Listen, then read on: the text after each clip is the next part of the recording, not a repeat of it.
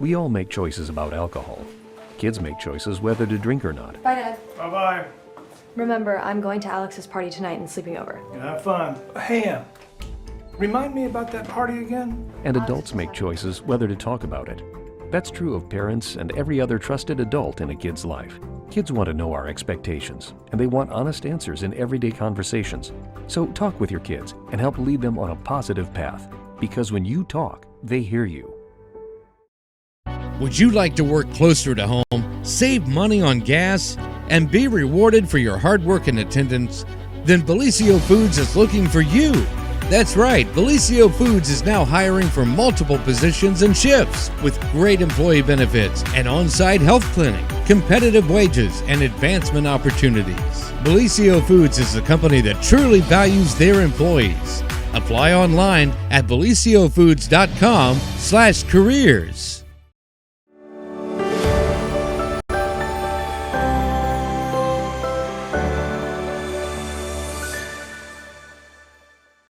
Should be. Good morning, everybody, and welcome to the morning show right here on Main Street TV. Today is Thursday, which means the morning news update brought to you by our good friend Nia Henry, and she is an agent for Appalachia Realty, so you can give her a call if you have any real estate needs. And that also means our best buddy, Pete Wilson, is here in the house. So hi, Pete. Hi there. How we doing today? We're great. Good. If only we could talk about the things that we talk about off the air, on the air, the news would be even more exciting, wouldn't it, Pete? Okay, you're giving us away. You're giving us away. No, we're not too rotten. A little bit. Okay. Just all a right. little bit. So what's going on in the news today, Pete? Okay, well, we're coming off kind of a major story out of Vinton County that is fresh out of the oven. Okay. This happened yesterday evening. The Vinton County Local Board of Education had a meeting, and even though it was called a regular meeting, it was pretty much for two things that were pretty important on the personnel side. The number one thing is they had to appoint a new school board member.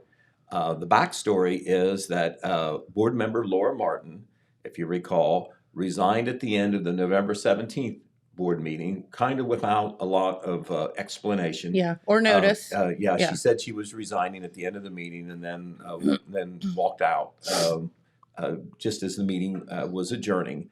That left a vacancy. She had been elected to a 4-year term in 2021, which means that she hadn't even quite served a year yet. Okay. So that opened up the unexpired term, a portion of the unexpired term, which will go through 2023. Because of the timing, whoever would get appointed, and that was taken care of last night, will only get to serve basically calendar year 2023, and then that unexpired remainder of the term, which will be 2 years, will be on the ballot. So Okay. the bottom line is that last night, there were 10 candidates who 10. who Wow. applied. There was a series of executive session meetings where the board legally was able to interview these people under personnel. And when they had this meeting last night, there was not a lot of controversy. There was not a lot of split votes, and there's been some divisions there on the board. They all settled unanimously on Misty Napier, and Okay. that name is very familiar to Vinton Countyans. There is the new board sitting. That is Misty, who is, if you're looking at the photo, second from the right, sitting where she will be sitting for the next year. From the left are the other school board members, Board President Cindy Strasbaugh, Jason Radeball, Board Vice President Mary Ann Hell, then of course Misty Napier, and then Scarlett Newton there on the far right. Okay. 10 applicants. Misty was nominated in open session, and all 4 board members voted for her. Okay. So it wasn't one of those deals where, well, let's try this, and then, they didn't have enough votes. There was a lot of speculation that might happen, and when you have 10 people, you're bound to have a lot of different opinions, on yeah. who might be good. For sure. But obviously, they must have worked this out in their interviewing and like that, and she was obviously acceptable to all candidates. Misty is well known in Vinton County. She is a Vinton County girl, a graduate of Vinton County High School, I believe in the class of 1993. She is currently the director of the Rio Grande Community College center, the MacArthur Center, Oh, which is like okay. their branch campus up Gotcha. there up there in MacArthur. And actually, right now, that branch campus is in the administration building where the board members are. So, Misty is well known anyway from being a local girl, so as to speak, but she also is in education and has worked with the Vinton County School District, on the transitional things where they work together, the community college and, the schools, particularly the high school. So Misty will be sworn in to serve here for the next year. Okay. When the board has its first meeting of the new year, which will be in the first week or two of January. And Red Thompson Jr. was there. We do have a story online already with quotes and everything on our website and with a link to Facebook. And Red, when he was up there, interviewed Misty to get some information for the newspaper, but also, for a video. So I think we have that ready to play. Roll it there, Dylan. Thank you. Okay, we're here with Missy Napier. She was appointed to the Vinton County Local School Board of Education. You've worked with the schools in your position as the director of the University of Rio Grande MacArthur Center. And what do you bring to the board? Obviously, you also bring that college perspective, and you're also a local citizen. What do you bring to the board? I have participated in this community with a lot of initiatives trying to move the community forward. I have served on a lot of boards already. I have experience in public service, so I think I can just kind of marry all of that experience together and help be a positive momentum of the Board of Vinton County Local Schools. A lot of people, you beat out a very good field. It must be, there's some awful good candidates on the list. Yes, I'm very honored, and I know that the other applicants are very well served, and I will do my best to uphold their visions as well. And since you're on the college side, what do you bring to the board from that side? How can you, since you work for the university and you're connected to the college world, kind of, how can you bring that experience to the local board? Well, I think we all share, obviously, we all share a passion for the students of this community and the future of this community.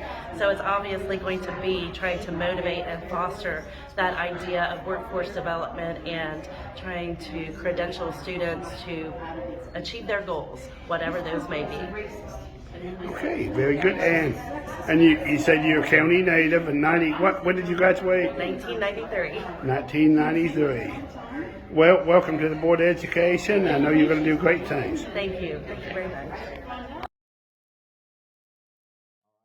Misty Napier, obviously a consensus choice of the school board up there. When, as I said, there's been some disagreements on some key things. So appears that everybody positive about Misty's appointment there.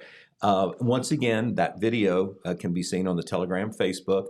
We have a story up already on our website that everybody can access now. And of course, we'll have that story in our Saturday print edition as well. Thank Red Thompson for being right on top of that and getting a story done last night. Long day for him. We appreciate him.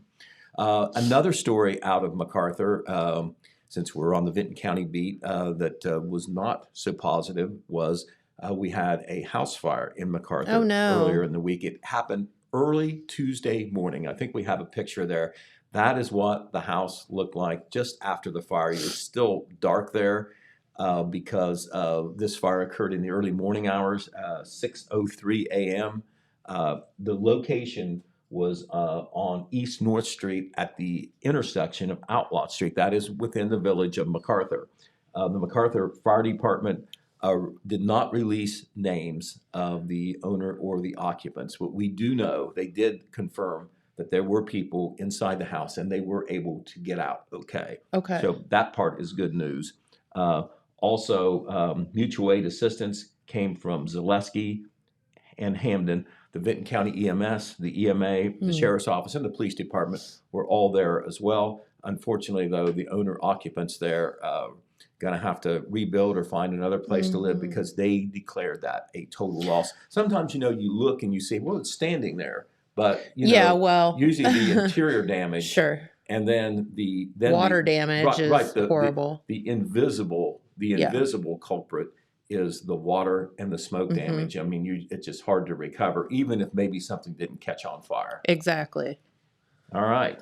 A big story out of Wellston. It's been kind of like a roller coaster on the Wellston football coach situation. Yes. Unfortunately, things just, went south on that whole process last year when a new coach was being hired. Remember, Nolan Yates was the initial choice, Vinton County native with some experience, a lot of football coaching experience. He was a player in his time, accepted the job, but then when a teaching position was not assigned to him that he thought was going to be assigned, he thought that it wasn't the right fit for him. Sure. He resigned. That they were already behind the 8 ball as far as timing, because football, it's very much an off-season thing now, as well as an in-season thing as far as preparation goes. So they hired a man by the name of Carl Justice. This was late in the game, I think in May or something like that. And things did not go real well, and he ended up resigning after the first football game of the season. Now, he did resign. That left Dan Polson, who has been at Wellston for several years at least as an assistant coach. He was the interim head coach throughout the year. Kind of was like, surprise, now you're the coach. So you have this coaching carousel. Obviously, you don't have any continuity. On top of that, it was a rebuilding year, a true rebuilding year, where, it was probably going to be one of those ones where, young players would have to step up and play against, more experienced players on a lot of the other teams. And Wellston, as it turned out, did not win a game this past year.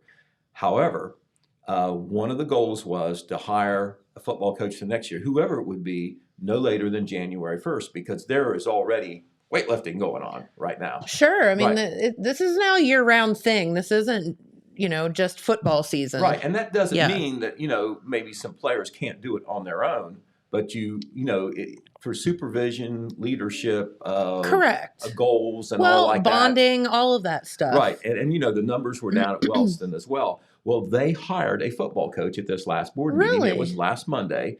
And he is very well known in Wellston, which I think will be a positive. His name is Chris Graham. Don't have a picture of you to show him that is current, but we're going to get one. We're going to do an in-depth interview with him. But he was chosen at Monday night's meeting. The vote was unanimous.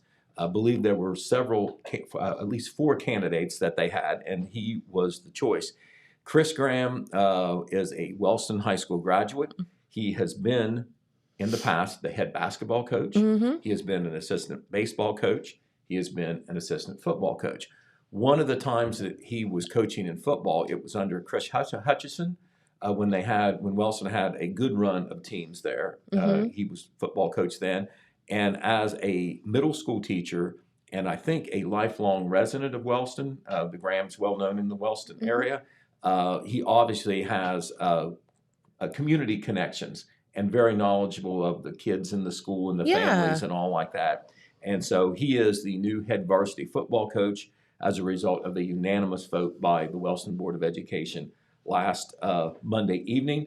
We had that story in our a preliminary story in our Wednesday paper online as well. We will have a follow-up interview with Chris Graham, get his thoughts about why he stepped up to want to take this job and what his approach will be to try to get the Rockets back on track. Okay, cool. And at that Wellston City Board of Education meeting, there's always lots of news that come out of the school board that affect a lot of people.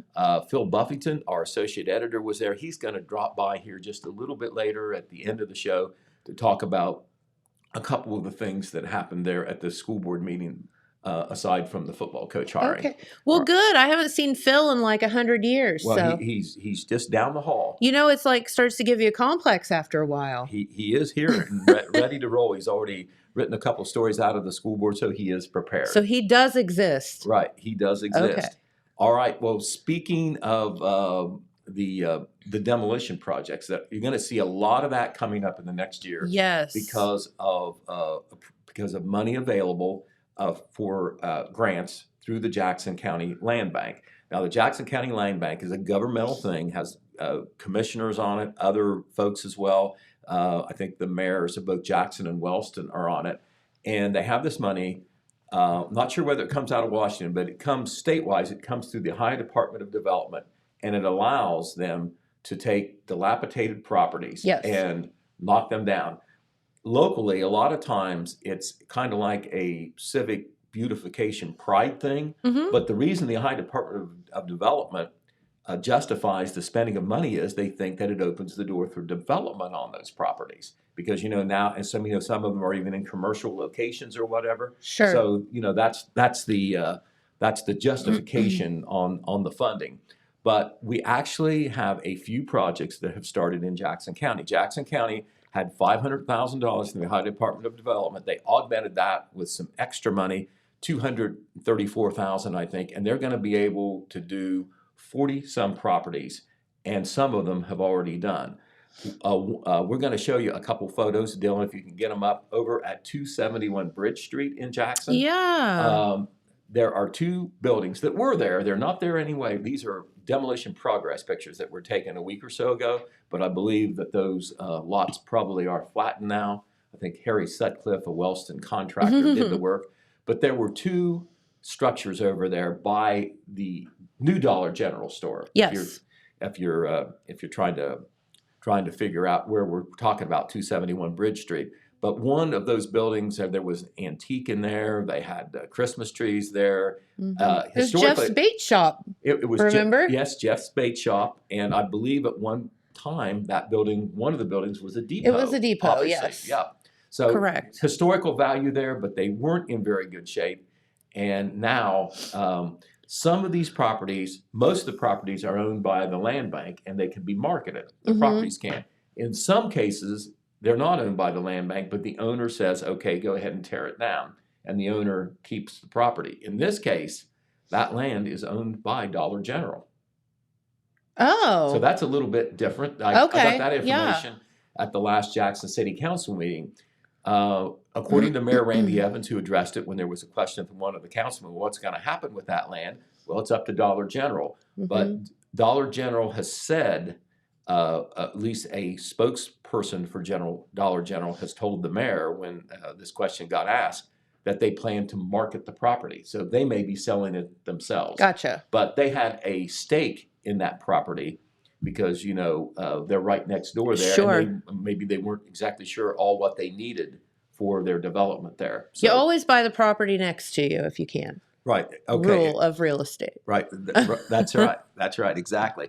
But anyway, as I said, we have a bunch of properties where contracts are going to be awarded, and you will see a lot of activity come the first of the year on demolition. There are 6 to 9 properties where demolition projects have already been approved. Most of them are in Jackson for residential properties. They're spread all over here and there. And then we had these 2 former commercial properties where, the buildings are already down. But, when those contracts are approved, you'll see such buildings as Luluvi Theater comes to mind in Wellston. That will be coming down. Yeah. The 1930s building where there was efforts to try to save it. Yeah, that one was a bit controversial because somebody had the idea to save it, but then found out that it probably wasn't salvageable. No, a lot more work needed. A lot more work needed there than maybe met the eye. But isn't it ironic that there's money to tear it down, but there's not money to fix it up? I agreed. Yeah, you're right. right. There might be some, but I guess that they're saying if it's a private thing, you should fund it yourself, or mostly. Yeah. So I don't know. Yeah, I agree with you though. But the old Coops Pool Hall, just down a couple blocks from Maluvi, that will be coming down too. Okay. OJ's, they're on the south end on South Pennsylvania Avenue, will be coming down as well. I think that may be one of the first in Wellston. All right, so that we will have a story about the update on the land bank and all those demolition projects coming up next week in the paper. We've got a detailed story coming there. There's also a bunch of properties that are going to be coming down in Vinton County as well. We have a companion separate story coming on that as well. The land bank has a meeting, I believe, next week on Tuesday. There may be more information and progress report on where things stand, so we'll certainly watch that. All right, Jackson County Commissioners met on Tuesday, and they had a couple of noteworthy presentations, and we have good news to share this time. We like good news. All right. Okay, the latest Kentucky Colonel You know what a Kentucky Colonel is. Yes. We're not talking about chicken maker. Nope. We're not Nope. talking about the military. Not the original it's an herbs and honorary, spices. An honorary title. Yeah. Where, you have to be put up for it. You have to be accepted. The governor himself, Andy Beshear in Kentucky, has to sign on the dotted line that you can be a Kentucky Colonel. And the latest Kentucky Colonel, he thought he was going as a guest to the commissioners, and then instead he was presented with a Kentucky Colonel Award. And that is none other than our good friend, the former magician and now entertainer, Mark Wood. Oh! And it's his birthday. And it's his birthday. Yeah, Mark just had a birthday too. Mark was going to kind of support Bob Irvin, who I'll tell you about in a minute. Okay. But there is Mark, third from the left there, holding a very fancy framed certificate for being a Kentucky Colonel. The other people in the photo are all Kentucky Colonels. Local Kentucky Colonels. I mean, this is an honorary title. You just can't say, I want to be it and get it. You got to go through a pretty detailed process, and you have to be nominated, I think, by a Kentucky Colonel. But from the left there in that picture are County Commissioner Paul Haller and John Hensler. They are both Kentucky Colonels. Then, of course, Mark Wood, Bob Irvin, historian Bob Irvin, he is a Kentucky Colonel. Wilbur McCormick, who kind of I call him the head honcho of the Kentucky Colonels. He initiates some of the other awards. Gotcha. When others become Kentucky Colonels. Then you have Rick Knoll, of course, former Mayor Tom Evans, and then on the end, former Jackson City Councilman and all-around nice guy, George Kitchen. So congratulations to Mark Wood. You have to say this. You have to really tip your hat to Mark. He, on his own, he's made a career out of being an entertainer. Mm-hmm. He has these bookings really not just in our area, but several states. He'll travel several states away. He remakes himself almost every year as far as that act goes. He used to be Marco the Magician many years ago. I remember. He was at my birthday party. That worked. And he had Tar Baby the Clown, his little brother, but he grew up and he can't be the clown anymore. So, Mark's done a Wild West show. He always has the rope tricks, the balloon animals. That's standard. But couldn't happen to a nicer guy than Mark Wood. So congratulations on being a Kentucky Colonel. He's always been interested in what's going on in the community as well. Been very supportive. So congratulations to Mark Wood. Now, the reason that Mark went to the meeting was he wanted to be there for Bob Irvin. The commissioners asked Bob Irvin to come, and Bob Irvin was very willing to come to that meeting because I think we reported on this about a month ago. Bob has written another book. Yes. His 9th book on local history. Can you imagine all the work, the front end work that goes into that, and then the work of putting it together? And Bob was there at the commissioners' meeting to officially present a copy to the commissioners' library there as a reference thing. There is the presentation right there. Of course, you see John Hensler on the left, then Bob with John holding up the latest volume, and then commissioners Paul Haller and Donnie Willis. But this 232-page book is titled Jackson County, Its People and Their Stories. It covers a wide range of local historical topics, all of which he researched, compiled, and wrote on his own. I can tell you that there isn't anything like this. You've got to have somebody in every community that not only everybody, a lot of people care about the history, talk about it, we got to preserve it, but nobody goes to the lengths that Bob does to really preserve it, in bound volumes. Yes. But he has written 6 or 7 local histories, and he also, he has written new editions where he has added things to the old editions. And he also wrote a book just about the John Hunt Morgan raid of 1863. Yep. And I love local history too. And I would say, if I had to vote, that is the #1 historical happening in Jackson County history. Probably, when the Confederate cavalry came through the middle of town here. But if you're interested in Bob's book, it is available for sale, $35 a copy. You can get it at the A.L. Terry Jewelers, downtown Jackson, 214 Broadway Street, or at the Lillian Jones Museum. Ashley will be there to sell it to you, also for $35. That's, of course, at 75 Broadway Street, the corner of Broadway and Broad. So congratulations to Bob Irvin. Bob, pretty young-looking guy, but he graduated in 1955. So he is in his 80s, and he's still cranking out that history. Isn't that wild? And what a nice man he is on top of that as well. Jennifer's picture's in his new book. All right. Well, I didn't know that. See, you're old enough to be part of history. Horse Queen or what? I would have rather it been Horse Queen. Oh, okay. This studio. I mean, All right. it's just not the most flattering You're picture. making history in so many ways. You know, I know that you're an entrepreneur. I know you're a TV host, but to me, the Horse Queen is that is your number one accomplishment. That is your my legacy. number one accomplishment. Right. Okay. Forever will always be the 1990 or whatever it was, Horse Queen. Okay. Well, we had all that sad news last week about the death of Ryan Foster, the We did. 35-year-old paramedic firefighter laid to rest after a huge funeral and funeral escort last Saturday, Mm-hmm. the Moke Hill High School to Horeb Cemetery. You know, I know it kind of like fades away for everybody, but you've got his widow left Yes. with those two young boys. Yes. And you know that, they face certainly some challenges Of there. course.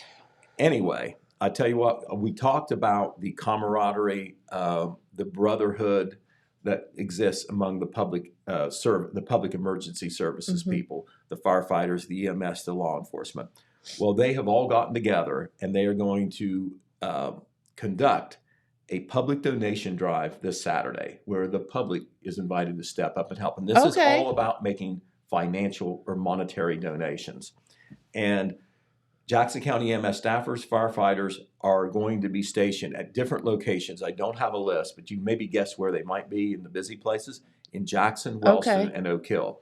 The so-called city folks, they'll be in the city, but the rural fire departments, where they don't have a big town or a big store, whatever, they'll come into town at different places as well. Okay. But from 10 a.m. to 1 p.m.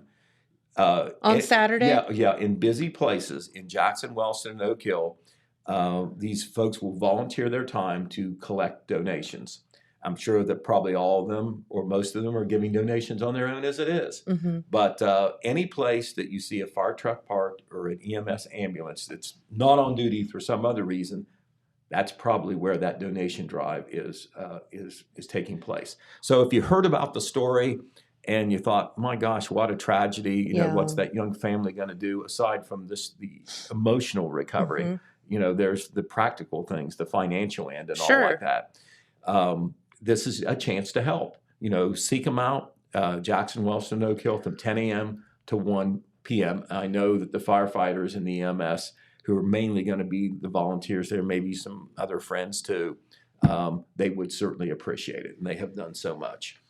Another thing that can be done to support Ryan is that Rob and Julie Puckett have an in-house business where they do some signs and stickers and like that. Okay. And they have created a memorial decal that costs $5. There it is right there. And all the money from the sale of these decals is going to go to the Foster family. There's no upcharge for them at all. And they do not have a bricks and mortar store, but you can make a connection on their Facebook, Sign Solutions and Graphics, or Julie Puckett, and you can see how you can order these online. And as I said, they only cost $5. Okay. And all the money will go to the What Foster a good family. idea. You see their name in loving memory, and you see the logo split between EMS and fire, which is appropriate because he was both. The big name Ryan Foster, Medic 3, which was his badge number, and then also MJ14, which was his badge number for the fire department. So that's going to be available, I think, on an ongoing basis there. And a store in Oak Hill called Hometown Sports and More sold T-shirts too. Now, I guess that sale is over. Okay. You had to make an order by December 11. It could maybe be revitalized or whatever, but I understand they sold quite a number of T-shirts, and that money is also going to the Foster family. Great. All right. So another thing we want to tell you about is, Ted Witham comes on the TV show every now and then. Sure. Right? Yes. Okay. Good guy, but he is out there working, and I know that that's challenging when deer season. You're trying to cover the whole county, and you got people who. Some who may take liberties in trying to get that deer or whatever. Well, something like that. Well, the Ohio Division of Wildlife puts out a monthly newsletter where they talk about some violations that have occurred all around the state. And I think Yeah. they do it to show that, you will be held accountable. Right. It's usually not one of those deals. Well, don't do that again now. I mean, they nail you. And Ted Witham had one of those in Jackson County during deer season. I'll tell you about it because, maybe, you've heard about something Don't like mess this. with Ted, man. All right. He was made aware during deer season of a potential wildlife violation regarding a spike buck that was checked as a button buck. The hunter was found to have harvested a spike buck with antlers 4 and 7 inches in length and later harvested a 10-point buck. Under Ohio law, a deer with at least one antler 3 inches or longer must be game checked as an antlered deer. So this was illegal, what this person did. The hunter, they found out about it. Ted found out about it. The hunter was issued a citation for harvesting 2 antlered deer, not just one, because that they don't want too many bucks taken in a year. Correct. And another for providing false information at a check station, lying about what that hunter took. Well, let me tell you, he went to municipal court, and those violations cost him $1,485 in fines. $1,485. Oh my gosh. And on top of that, the second buck, which was illegal because you're only supposed to take one, the High Division of Wildlife has that buck now, or whatever they do with it after they get it. But it was confiscated. So mind the wildlife laws. Don't mess with Ted. Right. And he's like the nicest guy on earth. Just don't do stupid stuff. Ignorance of those laws are not obviously all right. No, correct. Okay. Couple of things. We'll tell you more about this next week. But remember, we've got 2 straight weeks coming of holiday weeks. At the end of the week, we've got Christmas on Saturday the 25th. Yes. We've got New Year's Day on Saturday, January 1st. Falls all kind of weird. It's going to throw, governmental meetings and garbage collections and all like that into a snafu as far as what's regular there. So Jackson City Council, for instance, is not going to meet on the 26th of December. That's a Monday because that's a holiday. Technically the holiday. Christmas falling on Right. Sunday. Yeah, I said that wrong. Christmas is on the 25th Sunday and New Year's Day is on Sunday the 1st. Yeah. So most people, including workplaces, private workplaces, most are going to, I think, recognize the Monday after as the holiday. Yeah, because that's not fair to get gypped on your day, I don't one know what day happened off. a long time ago, whether you got gypped, but that's never going to happen in this modern society. No, definitely not. Right. So anyway, we will be giving you some of the notices on how that works. But Jackson City Council, for instance, will meet on the 27th instead of the 26th. So Tuesday instead of Monday. Right. And okay. and the commissioners, instead of meeting on the 27th, because they need preparation time, and the county is actually off the 26th and the 27th. Okay. They got a nice sweet deal. Gotcha. They're not going to have the commissioners meeting the last week of the year until the 29th of December. Okay. So, all right, let's go to the Christmas stuff now. 'Cause Okay. Christmas is not here, and we've had a lot of stuff, but we've got more stuff coming. Woohoo. Okay, one of the nicest things that happened on the week before Christmas is the live nativity scene at the Trinity Wesleyan Church in Oak Hill. Okay. That's one of the large churches in Oak Hill. It's at 509 Elm Street, and they're going to have their 8th annual live nativity scene this Saturday, the 17th, from 5:30 p.m. to 6:30 p.m. They'll have live animals. They'll have, of course, live people in the nativity, buggy rides from 6:30 to 7:30. There will be live music in the sanctuary, and in what they call the Nativity Escape Room, they will have a place for kids to go, ages 5 to 18, and there will be free hot chocolate and cookies. Love that. All that at the Trinity Wesleyan Church this Saturday, and it's just not for the church folk of the It's for Trinity everybody. It's for the It's for the public. community. Oh yeah, no, they want the word out on that. That's So right. we're putting the word out on that. Hey, can I give someone a shout out really quickly? Please that do it. reminded me of something. So I had to pick up something yesterday, and so I went. I'm just gonna say it. Went to Walmart, and I walked in, and there, standing in the produce section, was the most beautiful choir singing carols. What day was this now? Yesterday. Okay. Just in the middle of the day. That's nice. And it was lovely, and it was so neat. It was like the entire store just kind of like gathered around them. And employees. They had just the biggest smiles on their face, and it was just beautiful. So as I was shopping through the store, I could hear them throughout the store, and it was just such a wonderful experience. So I asked one of the checkout folks, because I didn't know. I could tell it was kind of I thought it was a school choir, but it was the Oak Hill School Choir. And so I wanted to just give them a shout out and tell them thank you for making my Walmart shopping experience a very enjoyable one yesterday. And I think they brightened the days of a whole lot of other people as well. Well, I tell you what. It was beautiful. I think it's a mutual injection of Christmas cheer on both ends. The singers, I mean, I'm sure you've been involved in that over the years where you've gone out caroling with a group or whatever. And when you get sung to, I mean, it's touching. It is. It truly is. And there's only one person that I've ever seen that did not want to be sung to, and that was Scrooge. And I've never run into any other ball. And I think he came around eventually. He did come around eventually. That's right. Spoiler alert. Yeah, right. Spoiler alert. But it was wonderful. And thank you. And thank the school for letting the kids out and all of that. Because I'm sure that's a big ordeal. There was a lot of them. Exactly. Yep. All right. Well, Santa Claus is still making the rounds. Okay. Santa will be at the Santa House in Jackson this Friday and Saturday from 5 p.m. till 7 p.m. And then on Sunday from 3 p.m. to 6 p.m. So Santa will also be there. There's the Santa House. That is at Manpower Park, where all the trees are. But it's in the back, so you can't maybe see it from the street, but it's there. It's there, definitely. Right, you can maybe access it easier from, I guess you could say, the Walgreens parking lot, which is actually a shared lot between the park and Walgreens on the back side there. But you can walk across the footbridge, and there you are. Have you gone to see Santa this year? I have seen Santa, but I've not been on his lap. You haven't sat on his lap and told him what you want for Christmas? I've been a little busy, but I plan to get around to it. But the Santa House, is new. I think they refurbished it last year or 2 years ago. And it's very nice. But there it is, right there. And once again, Santa will be there from 5 to 7 p.m. both this Friday and Saturday evenings. And then on Sunday it is that's something else, which leads me into what else I was going to tell you. That's Santa Claus coming on the Lions Club float from Wellston. Yes. Which they have been making the rounds. They've been through much of Wellston already. They were in Hamden on Monday night. They were in Colton on Tuesday night.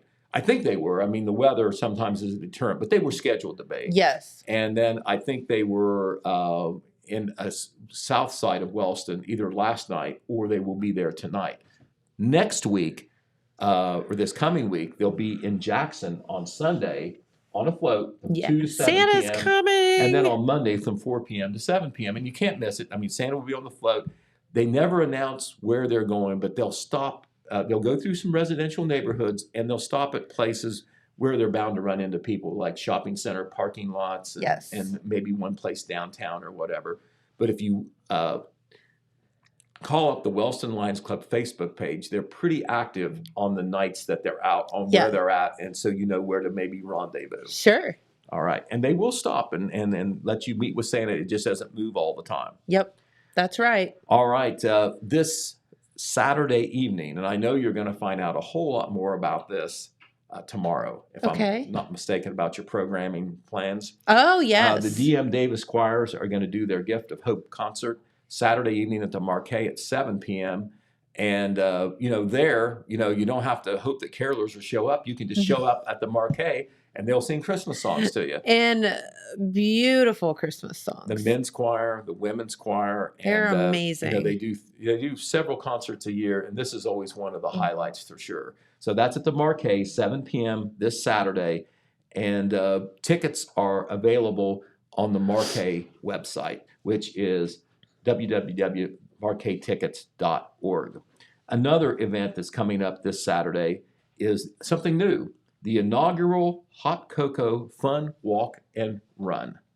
It will be on Saturday It will start at 9 a.m. at the Faith and Fitness Studio there in downtown Jackson, just a couple doors down from our old radio building. Yes. And it will go to Manpower Park and through the decorated Christmas trees in the park. So you're going to get another chance to get injected with Christmas spirit. That's right. The event will feature, of course, hot cocoa. Doesn't that sound good on a cold day? I'm thinking so. Candy canes, a symbol of the season, and then a positive message from Pastor Russ Strange. I believe he's with Elevate Ministries. Yes. And this free event is open to everybody. No registration fee. Just show up and participate. Love that. So, I think I see Josie Rader behind this. She's such a sweet girl. She is wonderful. So that will be this Saturday. Also this Saturday at the Potter Room of the Jackson City Library from 11 a.m. to 2 p.m., the Jackson City Library is offering photos with dogs and Santa. So, everybody gets their kid's picture with Santa. Well, you can get your picture. You can get your kid's picture with Santa and the dog, and your dog too. Exactly. Wouldn't that be a nice keepsake picture? And this is a fundraiser. There's no cost to go or to participate, but they would accept donations, and they go to the dog pound. That's exactly right. So that's 11 a.m. to 2 p.m. this Saturday at the Potter Room of the Jackson City Library. A couple of other things. The Jackson Vinton Farm Bureau is going to provide gift wrapping services. If anybody needs gift wrapping services, it's me. You ought to see any package that I do. It is thoroughly embarrassing. Okay, Pete, I'm calling myself out on that. Can we do gift wrap class here next week? It is really bad. It looks like a 4-year-old may have done it. Never have quite mastered that. But anyway. It's the truth. It's the truth. We have to have you come in and wrap a package so that we can see it. I would rather sing Oklahoma. But it's going to be Tuesday from 3 p.m. to 8 p.m. in the Jackson High School VOAG room. And this is another Kim Harless thing at work. Okay. The Jackson Vinton Farm Bureau and all 3 FFA chapter people will be there to wrap your Christmas gifts. And paper and bows will be provided, or you can bring your own. And simply bring your gifts by, and they will wrap them. Donations are welcome, but they're not going to charge you any set fee or whatever. But the proceeds will go to the FFA chapters at Jackson, Wellston, and Oak Hill. Okay. Also, the Help Me Grow project in Vinton County will have a Help Me Grow Grinch Christmas event Tuesday, December the 20th. That's next Tuesday. That will be at the Vinton County Community Building. Cookies, cocoa, and crafts will be provided. Of course, the Grinch will be there. See, you're not without things to do, that's for sure. Right, and just looking in the rearview mirror, we wanted to give a tip of the cap to the Jackson High School choir groups and the choir director, Ian Stasko, because they did pull off the D.M. Davis Memorial Carol Sing a week last Wednesday. Yes. Or it was on December the 8th, a week ago last Wednesday. Yep. The auditorium at the middle school was full. There you see the symphonic choir, but there was more than just the symphonic choir. There was some solos, other choir groups as well, all the way down to junior high, I think. And then there was a time at the end where choir alumni could get up on the stage and sing. That's always fun. Hey, we didn't have fancy outfits like that when I was in choir. Well, they did make you. Sheesh. They do make you dress up to that. But that was free, and that of course goes all the way back to World War II in Jackson, and that is when I believe of course it's associated with the great D. Merrill Davis, one of the great persons in Jackson County history. But they had that. They started that during World War II, just to help the community spirit a little bit. Yes. Because you had some boys away to war and over, worried about the war and its impact locally and all, and they wanted to get together and celebrate Christmas. And it has continued on 80 years now. As it should. All right. Well, Mr. Phil Buffington is in the room. He is alive. He's over there, right?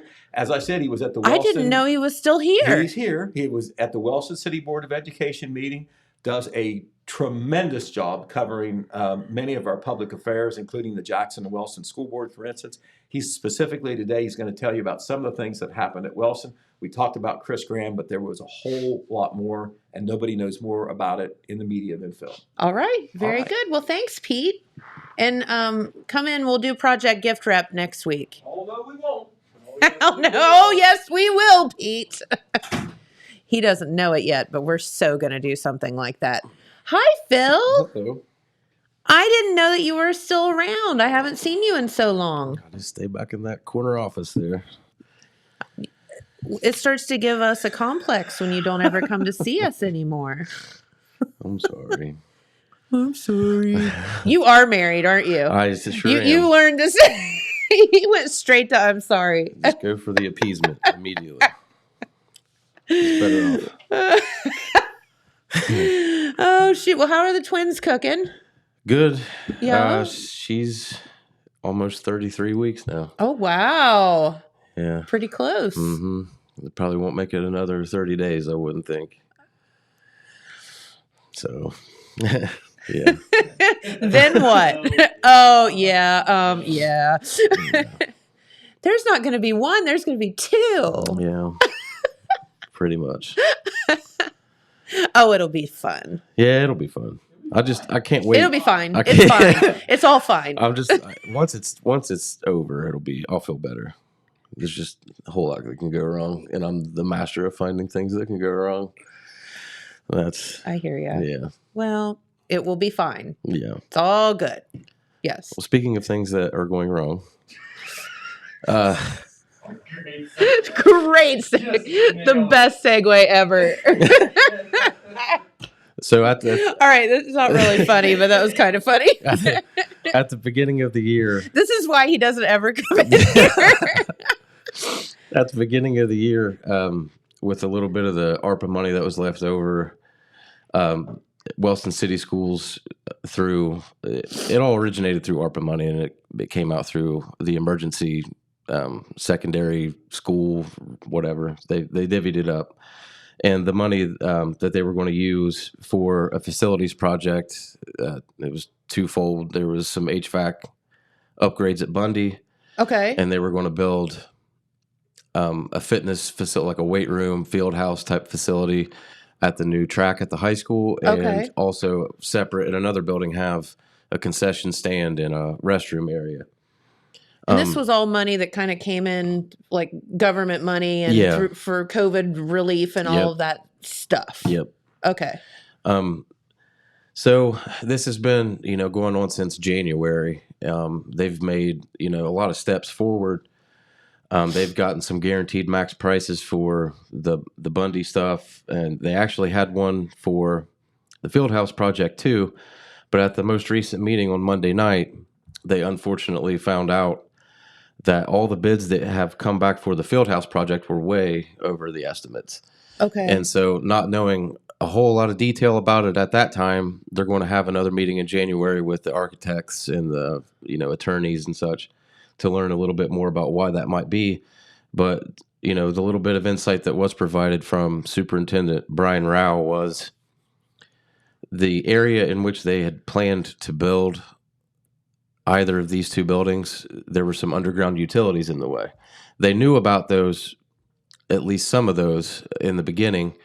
One of which, John Jackson, who is a local contractor, he's also on the board, had said that the sanitary sewer line was in the way at first, and they were going to reroute that. But it turns out now that it appears to be an underground electric line is in the way.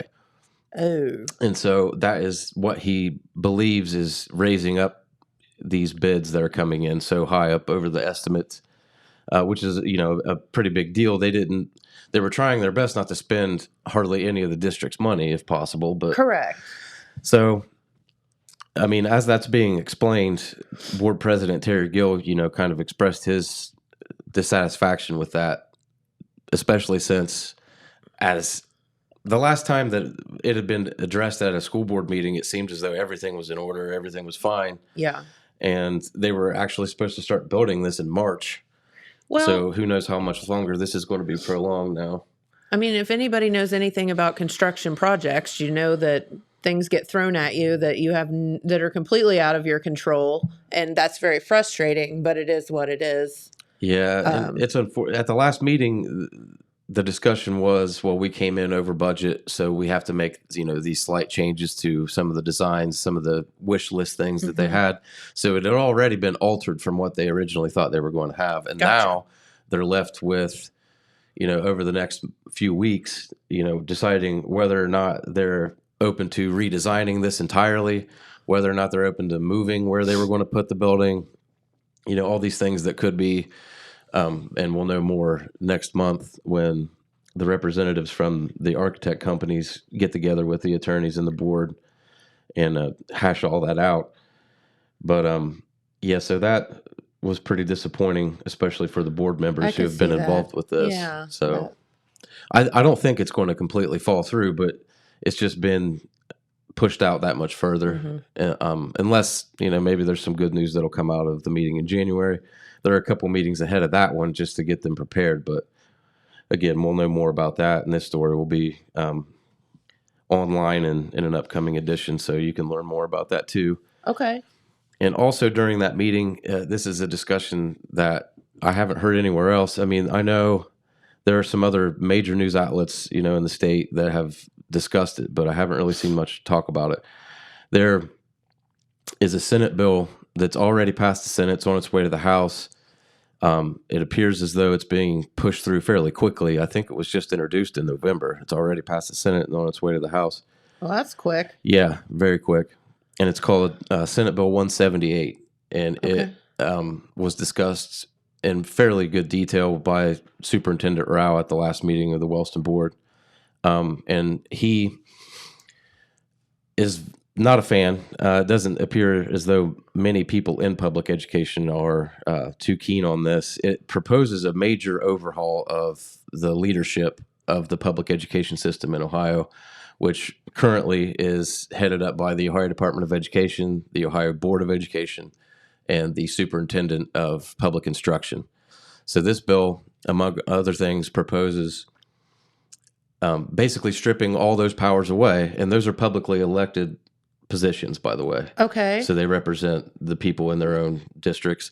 So it would take all that power away, and it would create a new department called the Department of Education and Workforce, the leader of which would be appointed by the governor. And then there would be some divisions inside of that, one for secondary and primary education. That leader would be picked by the governor. There would be a division of career and technical education, the leader of which appointed by the governor. So in Dr. Rao's opinion, and in many other people's opinion, it sounds very political, and it more or less takes away the input of public stakeholders into the public education system. And what was most frustrating for Dr. Rao in particular was the fact that that very night when he was discussing this, he had received information on how to submit testimony against the passage of this legislation. The deadline for that was 6 hours before the meeting had started, so they had already missed the deadline to even speak out against it and have an opportunity to go to the State House and testify. Yeah. So this got pushed through so fast, he said that there was no time for anyone to mount any sort of a defense. And according to some of the people he has spoken with that have a little bit of insight into such things, he's heard that this is going to pass the House also, and the governor has already said that he plans to sign it once it makes it to his desk. Why? What's the point of all of this? Well, the individual who presented the legislation, it's State Senator Renicky. I think he's from Tiffin. Republican or Democrat? Republican. Okay. And that's another thing, too. It had gotten to the point where the State Board of Education, I think 7 out of the 11 members had become Democrats. And so we're in a lame duck session of, the House and Senate right now. A lot of people that are in power now won't be after the first of the year. That was another thing that Dr. Rao pointed out. It's usually never a good thing when something gets rushed through under everyone's noses. No, yeah.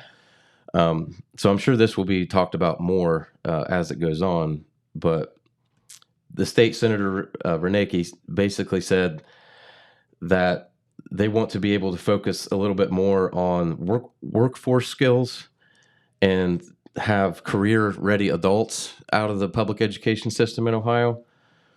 And he described this particular piece of legislation as one of the first steps in a much-needed modern overhaul of the Ohio Department of Education.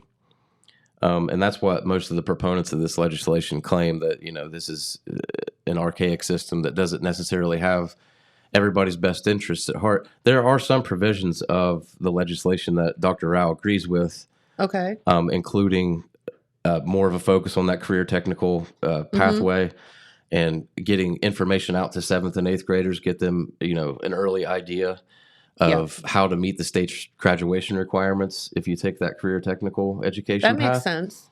Yeah, absolutely. And it also requires this new Department of Education and Workforce to seek out in-demand jobs and to give that information to school districts so they can pass that down to students. That makes sense That too. absolutely makes sense. So they've bundled in some good with a lot of bad, it seems like.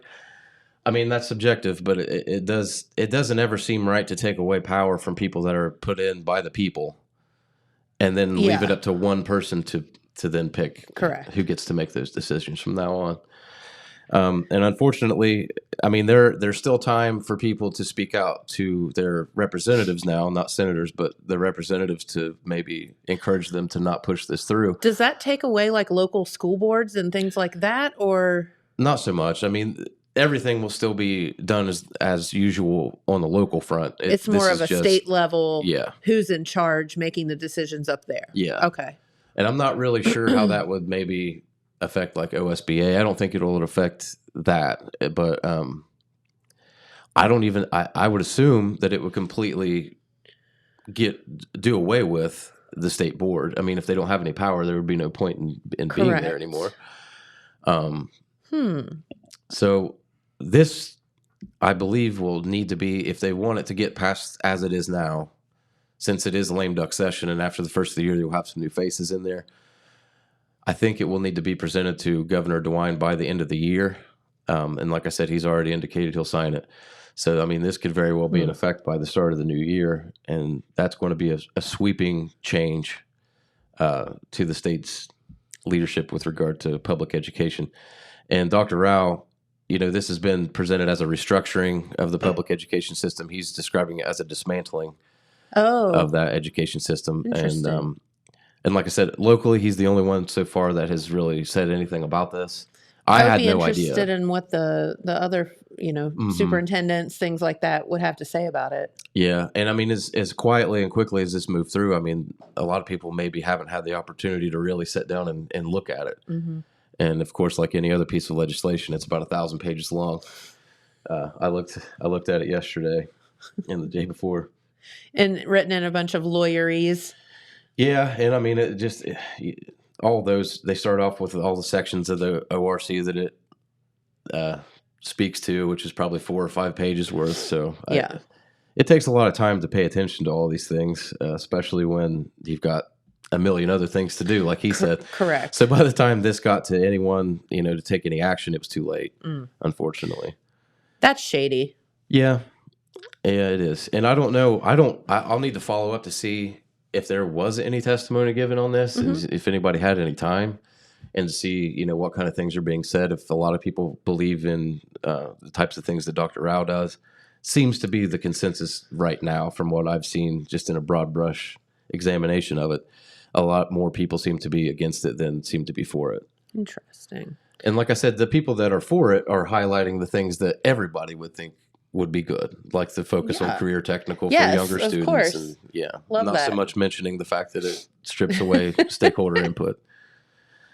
So that'll be something to keep an eye on as we go into the next year. And it's House Bill what? What'd you say? Or Senate Bill? Senate Bill 178. 178. So you can Google that if you want to. Yeah. And may the force be with you. I'm trying to understand it. Yeah. And so that we could have an entire new system of public education come 2023. That's wild. Yeah. For sure. Well, what the heck? And I don't know there were just elections, and I'm sure that some of those had to do with the State Board of Education. I don't know how you can justify taking that away from everyone after they just got it. Agreed. Especially when the people speak, Yeah.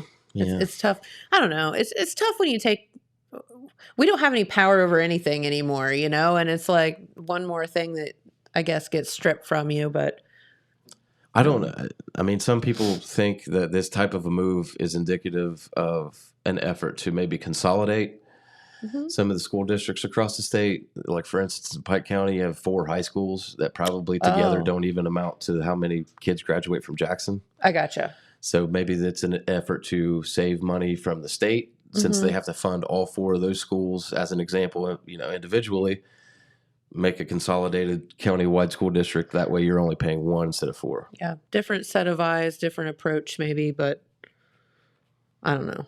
Rushing things through just always bugs me. Well, I feel yeah, like especially when it's something that, it's empower. That's the education of our children. mhm. Like it's one of the most important things. And I mean, the system we have now might not necessarily be, perfect, but it offers a way for the public to have their input heard via the people they elect. Mm-hmm. So it all kind of falls to the governor at that, Yeah. Well, that's a stressful thing too. Yeah. Good luck. Yeah. All right. Well, Phil, thank you so much for stopping by. We appreciate it. You're welcome. All Thanks right. for having me. What are you asking Santa for? I don't know. I didn't really ask for anything. The other night, we were talking about that, and I said what I wanted. I said, all I really want's this. And she's like, well, I already got that. So, I mean, she understands me. She knows what I like. So she already got me the one thing I wanted. So I'm pleased. There you go. I know it's hard to, like, when you're an adult to think about that kind of stuff, isn't it? Yeah. So I do want to get a new, you know what a raspberry pie is? Not that you eat. no. Knows what a Raspberry Pi is. Yeah. What is a Raspberry Pi? It's basically a little computer, and they put thousands and thousands, tens of thousands of games on an SD card. You plug it in there, and it's a video game console. You have all, like, the whole library of Nintendo games, Sega games. Oh, cool. I have one now, but they're coming out with these new ones, I mean, that have 60 plus consoles on them that have tens of thousands of games. So I've thought about maybe getting Parker one of those, since, I mean, we already have one, but I think we could maybe upgrade and get him a new one. He chooses to play that over the Switch and all the newer games that he has. It's funny how many kids I've talked to or parents I've talked to that, they have like an old school Pac-Man or Galaga or something, and it's like their kids choose to play that, and I'm like, cool. 9 times out of 10, he wants to play the Retro That's so Pie. funny. Yeah. Love that. Well, I didn't know that thing existed. Cool. You need to check that out. They're only like, I say only, but if you had to buy all those individually, oh my you'd gosh, never be able to afford it. Yeah. So these are like a couple, $300. And I mean, the one that I've had for years and years.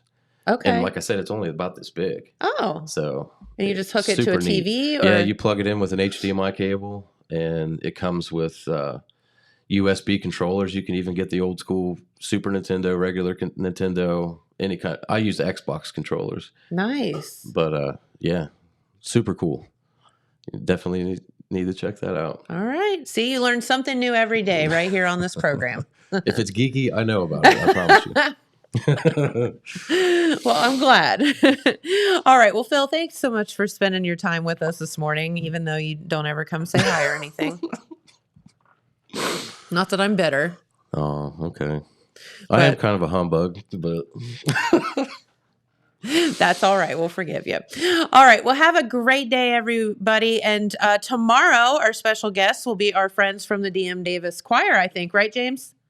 So we'll be hearing about their special concert they have coming up this weekend. So we always look forward to that. Rick and his Chicks. That's right. Have a great day, everyone. And we'll see you right back here tomorrow. Bye. This just in. The Telegram News has a new website. thetelegramnews.com. Same dedicated coverage. Same trustworthy news with a brand new look. Covering Jackson and Benton counties and surrounding areas. Locally owned and operated, thetelegramnews.com has its finger on the pulse of the community. Stay up to date on local events, high school sports, and breaking news. Thetelegramnews.com. Subscribe today at thetelegramnews.com. Check it out.